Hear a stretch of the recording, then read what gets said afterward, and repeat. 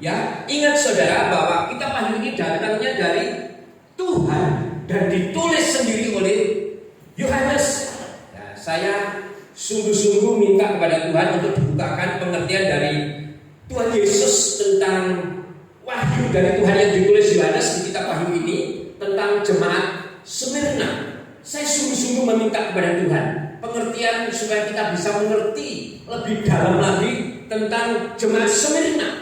Nah, puji Tuhan, ini yang saya dapat dan saat ini saya bagikan kepada saudara dan saya yang terkasih di dalam Tuhan. Nah, Bapak Ibu, di dalam tulisan Yohanes tentang jemaat Smyrna kembali diawali dengan penegasan. Penegasan apa Bapak Ibu dikasih Tuhan? Penegasan tentang satu pribadi yang penting. Siapa sejatinya si pemberi wahyu? Ada satu penegasan yang penting dikatakan di sini, yaitu tentang siapa sebetulnya si pemberi wahyu. Yaitu yang kita sudah ketahui, pribadi yang bernama yang awal dan yang akhir, atau dikatakan juga sebagai Alfa dan Omega. Ya, ini pribadi yang memberikan wahyu kepada Yohanes untuk Yohanes tulis. Tetapi bukan cuma itu, ternyata ada yang penting lagi yang harus kita tahu. Ya, coba saudara perhatikan ayat berikutnya, ada penegasan dari Tuhan tentang pernyataan. Benar, jika yang awal dan yang akhir atau Alfa dan Omega telah mati dan hidup kembali. Haleluya. Ada penegasan yang sangat ditegaskan bahwa yang awal dan yang akhir, yang telah mati dan telah hidup kembali. Ya, bahkan kalau kita baca lebih lanjut dikatakan bahwa dia ini memegang kunci maut dan kerajaan maut. Haleluya. Dahsyat Bapak Ibu dikasih Tuhan. Saya bergetar ketika belajar lagi tentang kitab Wahyu ini. Saya sudah katakan waktu kita konsel bahwa begitu luar biasa Tuhan bukakan kepada saya, dan saya secara pribadi juga merasa tergetar. Karena ini dahsyat Bapak Ibu, ya. Yang awal dan yang akhir, Alfa dan Omega, yang hidup, yang telah mati, dan yang hidup kembali. Oh, dahsyat saudara, dahsyat ya. Pernyataan ini ternyata pernyataan dari Yohanes tentang pribadi yang sangat dahsyat, dan itu Tuhan yang memberitahu sendiri. Bagaimana dahsyatnya pribadi ini? Ya, kalau kita mau lihat di dalam Wahyu 1 ayat 17, kita lihat saudara ya. Dan 18, mari kita baca Wahyu 1 ayat 17 dan 18. Ya, ini tentang pribadi yang saya sebutkan tadi. Ketika aku melihat dia ini huruf besar. Ketika Yohanes melihat dia atau melihat Tuhan, tersungkurlah Yohanes di depan kaki daripada Tuhan, sama seperti orang yang mati. Tetapi saudara perhatikan, ia itu huruf besar, berarti Tuhan Yesus meletakkan tangan kanannya di atas Yohanes lalu berkata, jangan takut, aku adalah yang awal dan yang akhir. 18 dikatakan begini, dan yang hidup, aku telah mati, namun lihatlah saudara, aku hidup sampai selama-lamanya, dan aku memegang segala kunci maut dan kerajaan maut. Haleluya. Ini pernyataan yang dahsyat dari Allah kita. Siapa yang gak bangga pagi hari ini dengan pernyataan Allah yang dahsyat seperti ini? Ya. Dan Yohanes menyatakan, jika Yohanes tersungkur dikatakan di depan kaki Tuhan. Yohanes tersungkur di depan kaki Tuhan. Tersungkur itu rebah, Bapak Ibu. Tersungkur itu rebah sampai ke tanah, ya.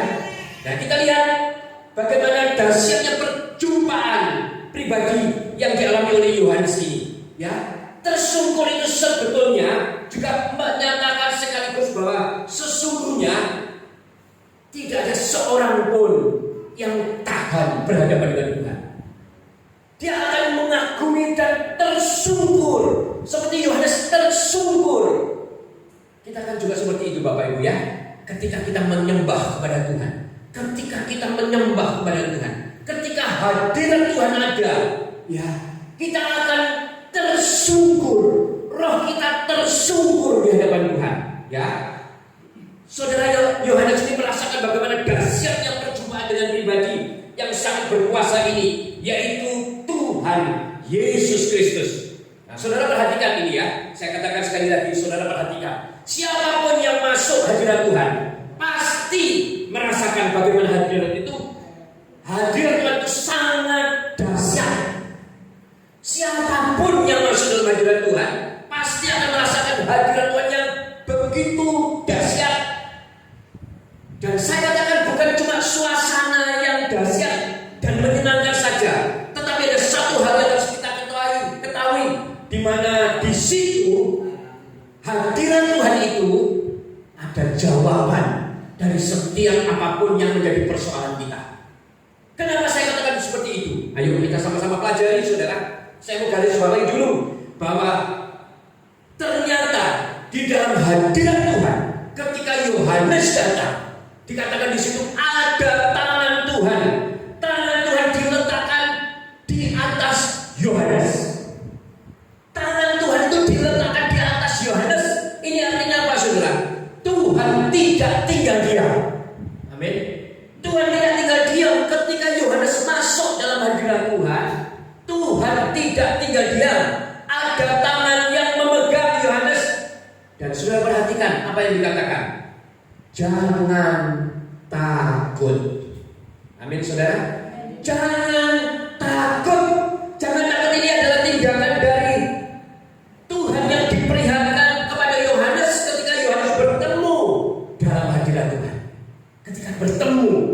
Ketika Yohanes bertemu Tuhan, yang dikatakan Tuhan, jangan takut. Tangannya sudah memegang dan mengatakan, jangan takut. Ini ketika kita masuk dalam hadirat Tuhan. Makanya saya sangat mendorong saudara, ketika pujian penyembahan dinyanyikan, ketika kita semua menyembah, gak usah jaim. Tadi worship leader mengatakan, gak usah jaim. Saya pun sebagai gembala saudara, gak akan jaim. Ngapain? Urusan hadirat Tuhan, urusan masuk dalam hadirat Tuhan itu masalah pribadi saya dengan Tuhan. Saudara tidak perlu memperhatikan kanan kiri ini kok memuji atau tidak, menyembah atau tidak. Tidak perlu, saudara. Ini ketika hadirat Tuhan ada, sudah sembah saja, sudah lakukan yang terbaik. Saudara mau mengekspresikan apa yang ada di dalam hidup saudara. Musik pun juga sama. Mereka juga merasakan hal itu. Ya, dan ini yang saya mau katakan. Tangan Tuhan memegang dan Tuhan berkata, jangan takut. Tadi di Wahyu 1 ayat 17. Ya, sudah saya jelaskan. Oleh sebab itu, Bapak Ibu Saudara, pagi hari ini saya mau katakan, hari ini saya mau katakan kepada Bapak Ibu, apapun masalah, apapun pergumulan saudara, saya katakan solusinya adalah hadirat Tuhan. Solusinya adalah jalan keluarnya adalah hadirat Tuhan. Ya. Artinya kita bukan lari dan mengandalkan ke harta kita mungkin. Kalau ada masalah, wah aku masih punya harta. Harta ini bisa tak gunakan untuk menyelesaikan persoalanku. Atau kita lari ke saudara kita mungkin. Aku punya saudara pangkat yang bisa kuandalkan. Atau mungkin lari ke orang tua kita kalau kita punya orang tua yang kuat. Atau ke saudara kita yang lain mungkin. Atau mungkin ke dukun mungkin malah seperti itu. Hati-hati saudara. Itu bukan solusi. Ya, itu bukan solusi. Hari ini dan selamanya lakukan, saya katakan, dan tanamkan di dalam pikiran dan hati kita. Tanamkan saudara. Apapun persoalan itu, apapun masalah yang terjadi dalam hidup saudara, solusinya cuma satu, hadirat Tuhan. Amin. Hadirat Tuhan. Inilah solusi yang saudara butuhkan. Saudara tidak bisa dengan kekuatan saudara sendiri menganggap persoalanku akan bisa aku lalui dengan kekuatanku sendiri. Tidak bisa. Hati-hati. Hadirat Tuhan inilah yang menjadi solusi. Sebab saya katakan ketika ada perjumpaan dengan Tuhan, tentunya bukan adanya satu atmosfer yang berbeda. Dan inilah yang dinamakan hadirat Tuhan. Ada Shekinah glory. Ada Shekinah glory.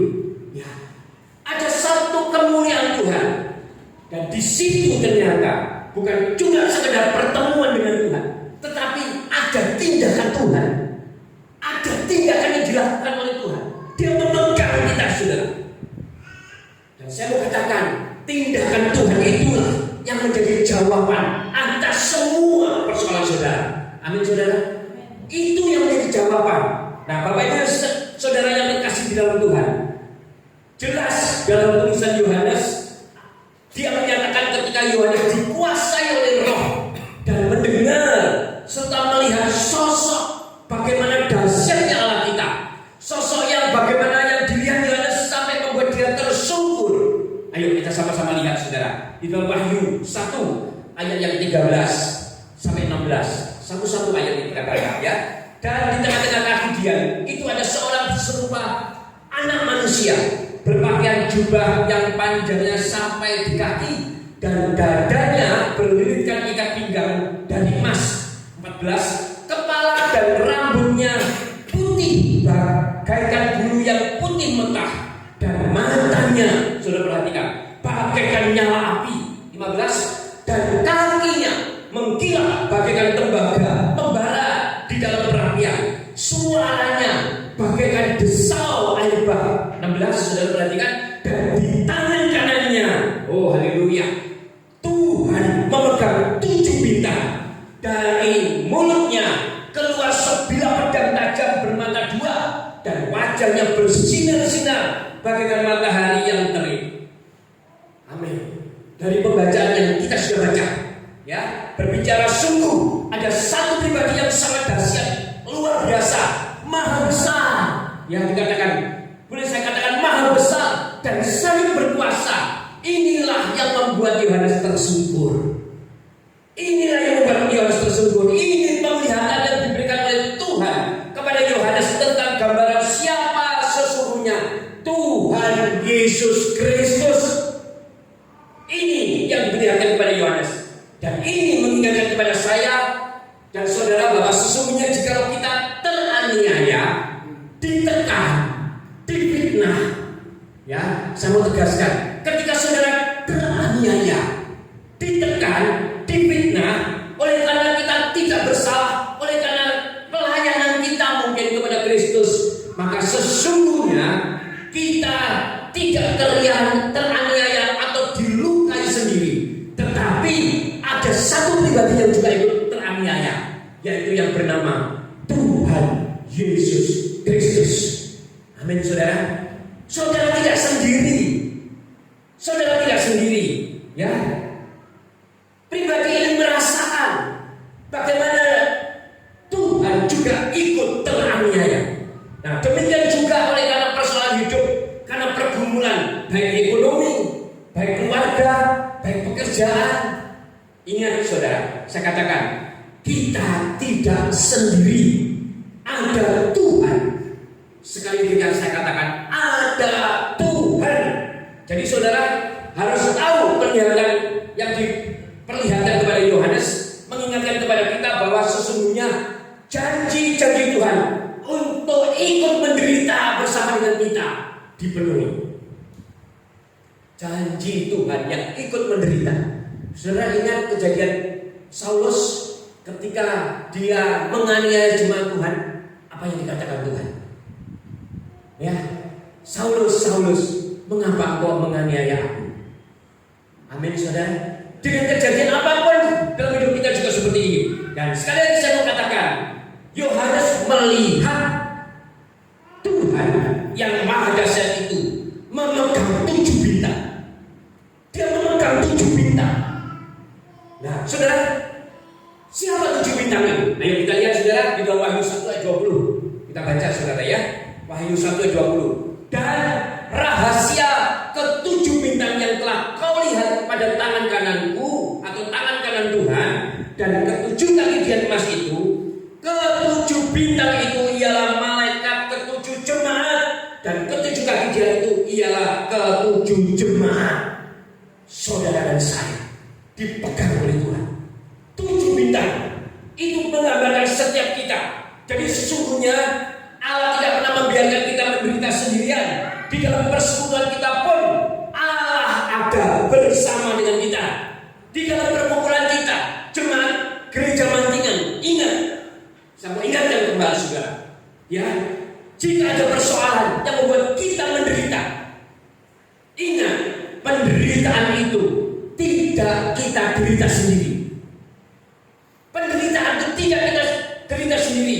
Apapun yang orang lakukan terhadap kita, baik itu tekanan, ejekan, fitnahan, olokan, ya, tipu muslihat, ya, apapun yang orang lakukan ingin memecah belah kita, saya katakan ingat, kita tidak sendiri. Kita bersama dengan Tuhan, dan Tuhan ikut merasakan juga. Kita tidak sendiri. Apapun yang orang lain perbuat atas diri kita, di persekutuan kita, di dalam perhimpunan kita orang-orang percaya, ketika ada orang yang berusaha memporak-porandakan, orang yang berusaha menghancurkan, ingat, bukan saudara sendiri, bukan jemaat Mantingan sendiri yang mengalami, tetapi Tuhan yang ikut juga mengalami. Maka saya katakan saudara, ketika kita disakiti, ya, Tuhan, dan satu lagi yang dipelihara Tuhan, ketika kita disakiti, ya, Tuhan menyatakan bahwa sesungguhnya Dia itu maha kuat, Dia itu maha dahsyat, maha perkasa, sangat dahsyat, dan tidak ada tandingannya. Tidak ada tandingannya. Dengan keperkasaannya, Tuhan tidak tinggal diam. Tuhan pasti membela kita. Tuhan tidak akan tinggal diam. Tuhan bisa meninggikan. Saya mau katakan kepada saudara, Tuhan bisa meninggikan, tetapi Dia juga bisa merendahkan. Hati-hati saudara. Dia bisa meninggikan, tapi juga bisa merendahkan. Termasuk kepada saudara dan saya. Tuhan punya kuasa sebab Dia maha segala-galanya. Jadi siapapun yang dipengaruhi oleh iblis, saya mau ingatkan, untuk merusak rencana Tuhan atas pekerjaan Tuhan, ya, saya berkata dari hati yang paling dalam, bertobatlah. Ketika saudara dipengaruhi iblis, bertobatlah. Sebab apa? Tuhan tidak akan tinggal diam. Dia tidak akan pernah tinggal diam. Jadi apapun yang terjadi atas kita, termasuk di dalam persekutuan gereja kita, ingat, kita harus tetap percaya ada tangan Tuhan yang memegang kita. Dan oleh sebab itu lakukan bagian saudara untuk terus juga memegang tangan itu, untuk memegangnya, yang dia sudah juga tersungkur pada Tuhan. Bawa di dalam doa, dan ketika itu saudara lakukan, saudara akan mengalami yang namanya campur tangan Tuhan. Nah, gereja Mantingan, saya mau katakan, gereja Mantingan adalah merupakan pusat pujian dan penyembahan untuk daerah Mantingan dan sekitarnya. Saya mau deklarasikan pada hari ini bahwa Mantingan adalah pusat pujian dan penyembahan kepada Tuhan. Ini harus saudara lakukan sungguh-sungguh. Karena sebetulnya apa yang saya deklarasikan itu bukan juga untuk gereja kita secara pribadi atau mungkin hamba Tuhan, bukan. Tapi sesungguhnya berdampak untuk saudara secara pribadi. Saudara akan merasakan dampaknya dari pujian penyembahan yang sungguh kepada Tuhan. Nah, saudara, jemaat Smyrna, saya kembali mau masuk. Jemaat Smyrna adalah jemaat yang menderita. Jemaat Smyrna adalah jemaat yang menderita. Kita lihat di Wahyu 2 ayat 9. Ya, dikatakan seperti ini. Aku tahu kesusahanmu dan kemiskinanmu, namun engkau kaya, dan fitnah mereka yang menyebut dirinya orang Yahudi, tetapi yang sebenarnya tidak demikian. Sebaliknya mereka adalah jemaat iblis. Nah, saudara, jemaat Smyrna adalah gambaran jemaat yang miskin secara lahiriah. Jemaat Smyrna adalah jemaat yang miskin secara lahiriah, namun firman Tuhan mengatakan kaya secara batiniah. Kaya secara batiniah. Mereka tekun melakukan pekerjaan-pekerjaan baik untuk memperkaya iman mereka. Tetap bertekun dalam persekutuan dalam jemaat. Saudara, saya kasih tahu, orang yang bertekun terus terus di dalam persekutuan, di dalam jemaat, pasti akan ada efeknya, ada dampaknya dalam kehidupannya. Saudara perhatikan orang yang menjauh dari persekutuan, setiap pikirannya, setiap tindakannya pasti akan melenceng jauh. Dan itu kita tidak heran. Orang yang sudah hidup di dalam persekutuan dan hidup di dalam cara Tuhan, ketika dia lepas, maka cara berpikir kembali liar, tidak sama ketika cara berpikir di dalam satu persekutuan. Dan itu hati-hati saudara. Makanya saya katakan kepada jemaat di tempat ini, ayo sungguh-sungguh setialah, sebab Tuhan sudah setia. Ada bagian Tuhan yang dia kerjakan, tetapi ada bagian kita juga yang harus kita kerjakan. Setia, memang kesetiaan kita tidak bisa membuat kita masuk surga. Hanya salib, hanya karya salib yang membuat kita masuk surga. Tetapi ketika karya salib itu ada di dalam hidup kita, kita tidak boleh diam. Kita harus melakukan kebaikan. Kalau kita mengatakan sudah selesai dari kayu salib dan saudara tidak mau lagi melakukan apa-apa, maka saudara akan menjadi orang yang Tuhan katakan, aku tidak ingat kamu, aku tidak kenal kamu, siapa kamu? Ya, gereja ini bukan berpaham Calvinisme.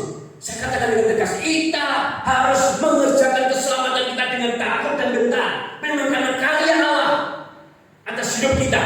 Tetapi bahagian kita harus mengerjakan pekerjaan yang kita bisa lakukan, yaitu setia, taat. Ini bentuk dari buah-buah yang Tuhan berikan dalam hidup kita. Ya, cuma sebenarnya karya dalam kerohanian. Mereka mengalami satu kekayaan yang luar biasa di dalam rohani mereka. Secara lahiriah mereka memang miskin, tetapi secara batinnya mereka kaya. Ada yang harus kita tahu tentang perhatian secara khusus dari Tuhan di dalam Wahyu 2 ayat 9. Kita lihat saudara. Ya, dikatakan seperti ini. Aku tahu kesusahanmu dan kemiskinanmu. Nah, saudara, dikatakan seperti itu. Perkataan ini harus menjadi kekuatan dalam kehidupan kita. Yang artinya Tuhan tahu apa yang sedang terjadi dalam hidup kita. Tuhan tahu apa yang menjadi pergumulan hidup kita. Tuhan tahu apa yang menjadi kesusahan di dalam hidup kita. Tuhan tahu fitnah orang dari orang yang menyebut dirinya Yahudi. Dikatakan seperti itu. Yahudi bisa terjadi di dalam perhimpunan kita, di dalam kehidupan kita. Yahudi di sini berbicara tentang umat kesayangan Tuhan. Ya, orang Yahudi adalah orang yang merasa benar, merasa lebih rohani, merasa lebih dari yang lain, derajatnya lebih tinggi, tidak sama dengan derajat orang kebanyakan, derajatnya lebih tinggi. Ya, sebagai umat kesayangan Tuhan, merasa berakal budi, merasa punya ketegasan. Padahal saya katakan, bukan mereka cuma mengaku saja, bukan mereka sebagai orang Yahudi. Sebetulnya mereka adalah orang yang mengaku-ngaku. Firman Tuhan ini mengatakan juga seperti itu, mengaku-ngaku sebagai umat Yahudi. Bahkan Tuhan dengan tegas mengatakan, mereka adalah golongan dari jemaah iblis. Ngeri saudara, ngeri. Ya, saya tidak tahu kenapa firman itu begitu luar biasa diberikan kepada saya. Ya, kita lanjut di dalam Wahyu 2 ayat 10. Ya, dikatakan seperti ini. Jangan takut terhadap apa yang harus engkau derita. Ya, sesungguhnya iblis akan melemparkan beberapa orang dari antaramu ke dalam penjara supaya kamu dicobai dan kamu akan beroleh kesusahan selama 10 hari. Hendaklah engkau setia sampai mati. Nah, ini perintah Tuhan. Dan aku akan mengaruniakan kepadamu apa saudara? Mahkota kehidupan. Di dalam ayat ini ada pesan Tuhan kepada jemaat Smyrna. Jangan takut, sekali lagi saya katakan, jangan takut terhadap apa yang akan engkau derita. Jangan takut, jangan takut untuk perkataan yang sesungguhnya bukan cuma sekedar perkataan.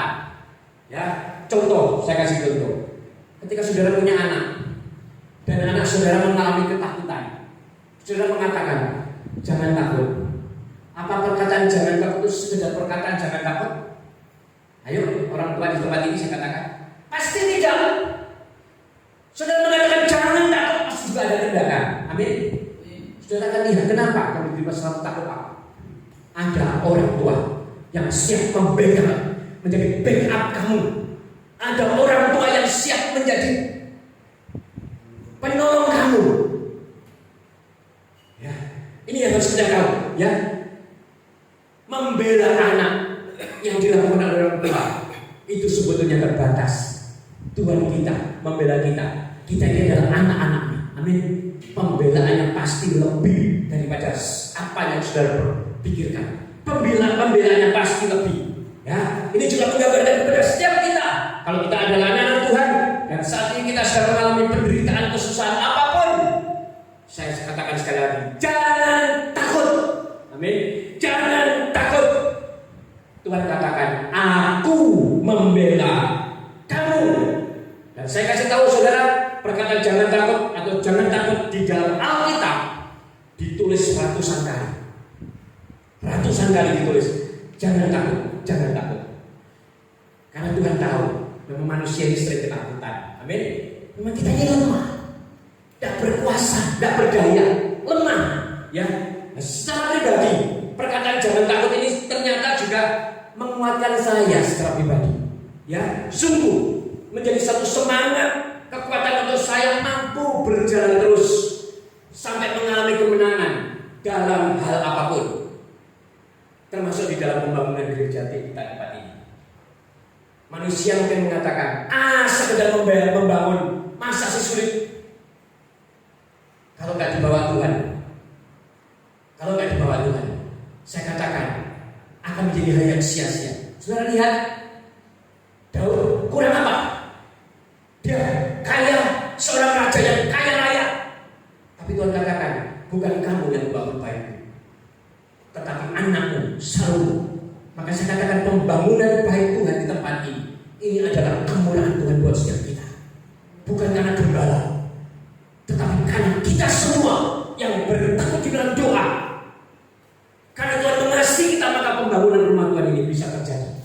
Orang lain mungkin bisa mencibir kita, orang lain mungkin bisa mengolok-olok kita, tetapi saya mau kasih tahu kepada saudara, bisa membangun bait Tuhan adalah merupakan kehormatan kita kepada Tuhan, sebagai bentuk ketaatan kita kepada Tuhan, dan tidak sembarangan orang diberi. Tempat ini berapa tahun digunakan untuk beribadah? Berapa tahun? Tetapi Tuhan baru memberi kesempatan tahun 2019 kita baru bisa membangun. Dulu jemaatnya mula-mula seperti Pak Chandra, Pak Wadi tahu, dan banyak jemaat mula-mula yang sudah dipanggil Tuhan. Saya lihat ada 5 atau 6 orang sudah dipanggil Tuhan. Ya, bagaimana jemaat mula-mula ketika itu merasakan datang pikir dalam pembangunan, memang tidak dibawa oleh Tuhan ke situ. Tapi ketika tahun 2019 Tuhan bawa seorang Kapolres Ngawi, ya, beliau seorang pejabat, ya, punya hati meletakkan batu pertama di tempat ini, dan terjadilah pembangunan sampai saat ini. Dananya dari mana, Pak? Dari Tuhan. Tidak ada satu peser pun waktu itu ketika Tuhan bawa misi.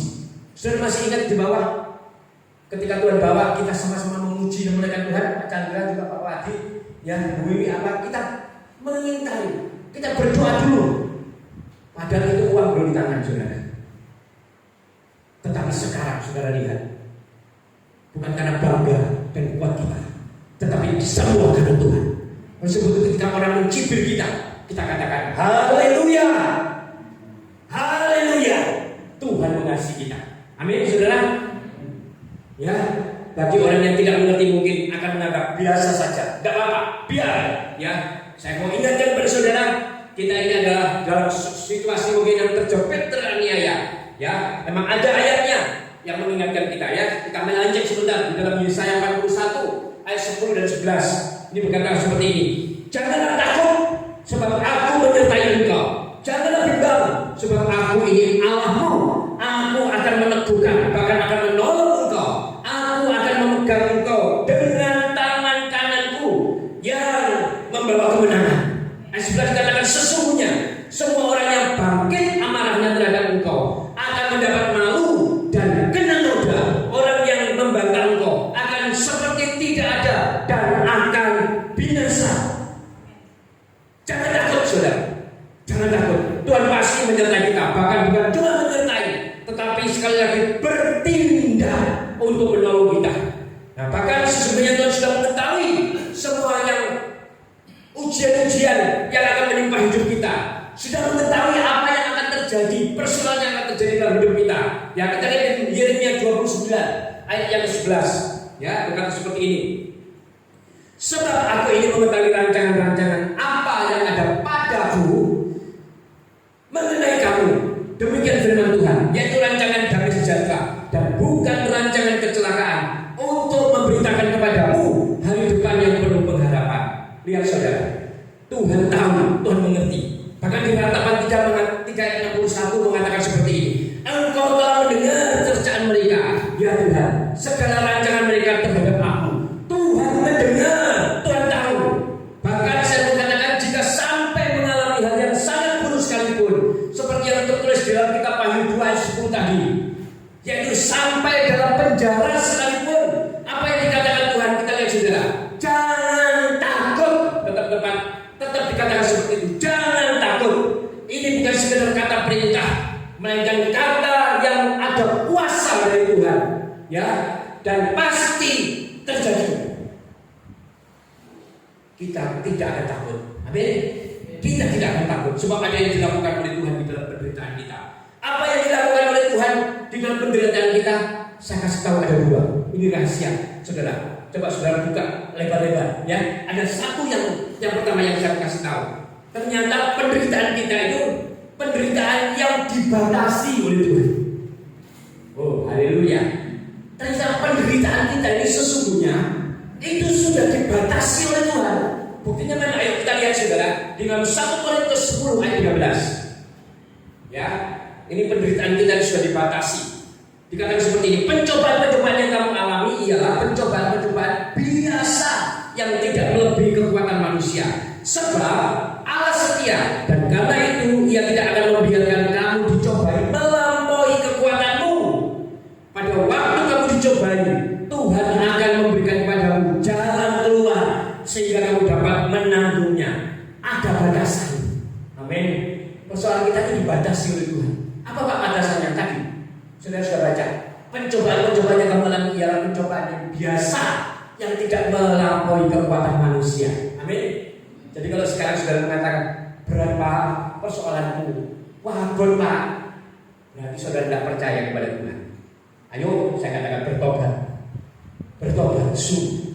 Karena persoalan kita ini dibatasi, yang pertama saudara. Dan yang kedua, ternyata penderitaan yang terjadi itu Tuhan katakan tidak selamanya, gak terus-terusan, ya, tidak selamanya, ya. Kita lihat saudara, di dalam ayat ini tidak selamanya, ada batasannya, ada waktunya, yang artinya ada expirednya, saudara.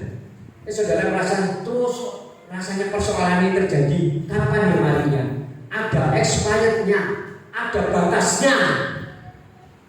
Jadi nggak selamanya. Saya kasih tahu di dalam Amsal 10 ayat 30. Ya, Amsal 10 ayat 30. Orang benar tidak terombang-ambing untuk, katakan benar-benar saudara, selama-lamanya. Tetapi orang fasik tidak akan mendiami negeri. Oh, haleluya. Ya, ternyata orang benar tidak akan mengalami penderitaan, tidak akan terombang-ambing dalam kehidupan yang mungkin sekarang sudah terombang-ambing di dalam pekerjaan, terombang-ambing di dalam persoalan masalah, ya. Dan katakan tidak selamanya. Amin. Tangkap saudara. Kalau saudara tangkap ini, saya percaya ini menjadi kekuatan buat kita. Tidak selamanya. Sebab Tuhan sudah mengatakan tidak selamanya, ya. Dan ada waktunya. Amin. Kita pagi tadi di dalam ayat Wahyu 2 ayat 10 juga mengatakan itu. Ya saudara, setialah, setia sampai mati. Setialah, itu yang diperintahkan oleh Tuhan. Ya, kita lihat dari 1 Samuel 12. 1 Samuel 12 ayat 24 mengatakan seperti, hanya takutlah akan Tuhan dan setialah, apa saudara, beribadah kepada Tuhan dengan segenap hatimu. Sebab ketahuilah betapa besarnya hal-hal yang dilakukan Tuhan di antara kamu. Tuhan itu sudah berbuat besar.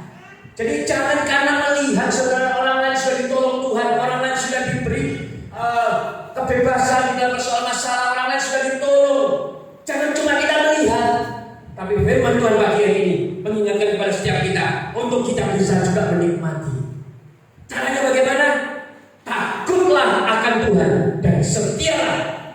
beribadah kepadanya.